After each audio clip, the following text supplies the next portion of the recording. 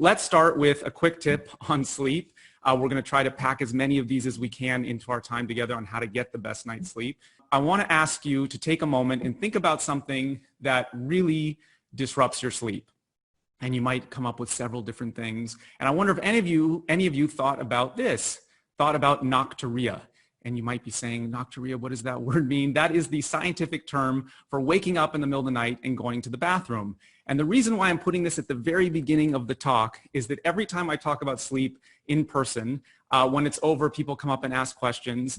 And usually, individually, this is the question that is asked over and over again. And then usually somebody is waiting until everybody leaves and then ask this question again. So I just wanted to cover this first. It's a very common question.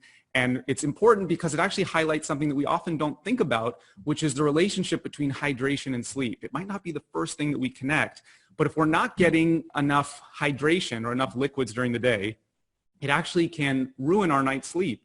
And there's a couple ways that can happen. One is that it can dry out our throat, it can dry out our nasal passages, that can increase the risk of snoring and increase the chances of that snoring is disruptive.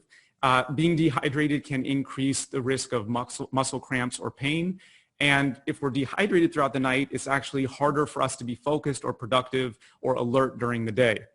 Some things that lead to dehydration can be a warm bedroom if it's too hot in the room at night. And so in these summer months, that's something to be aware of.